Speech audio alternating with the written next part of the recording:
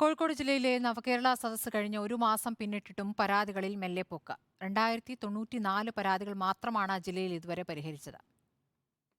കോഴിക്കോട് ജില്ലയിൽ മാത്രം 46,103 പരാതികൾ കിട്ടിയിരുന്നു. കിട്ടിയതിൽ പകുതിയിലധികവും മുഖ്യമന്ത്രിയുടെ ദുരിതാശ്വാസ നിധിയിൽ നിന്ന് പണം അനുവദിക്കാനുള്ള അപേക്ഷകളാണ്. അതുകൊണ്ടാണ് പരിഹാരം വൈകുന്നതെന്നാണ് വിശദീകരണം. ദുരിതാശ്വാസ നിധിയിൽ നിന്ന് സഹായം ലഭിക്കുന്നതിനാവശ്യമായ രേഖകൾ വില്ലേജ് ഓഫീസർമാർ പരാതിക്കാരിൽ നിന്ന് ശേഖരിച്ചു വരികയാണ്. ഇതിന് സമയമെടുക്കുമെന്നും രേഖകൾ കൃത്യമായാൽ ഉടൻ സഹായം വിതരണം ചെയ്യുമെന്നും സർക്കാർ അറിയിച്ചതായി ADM വിശദീകരിക്കുന്നു. സംസ്ഥാനതലത്തിൽ പരിഹരിക്കേണ്ട പരാതികൾ അയച്ചിട്ടുണ്ടെന്നും ADM അറിയിച്ചു. 45 ദിവസത്തിനുള്ളിൽ മുഴുവൻ പരാതികൾക്കും പരിഹാരമാവുമെന്നാണ് സർക്കാർ ഉറപ്പു നൽകിയിരിക്കുന്നത്. കോഴിക്കോട് ജില്ലയിലെ പരാതികൾ ജനുവരി 5-നുള്ളിൽ പരിഹരിക്കണമെന്ന നിർദ്ദേശമാണ് ജില്ലാ ഭരണകൂടത്തിന് കിട്ടിയിരിക്കുന്നത്. നവംബർ 24 മുതൽ 3 ദിവസങ്ങളിലായി 13 മണ്ഡലങ്ങളിൽ നടന്ന നവകേരള സദസ്സിലാണ് കോഴിക്കോട് ജില്ലയിൽ 46,000-നുമേൽ പരാതികൾ കിട്ടിയത്.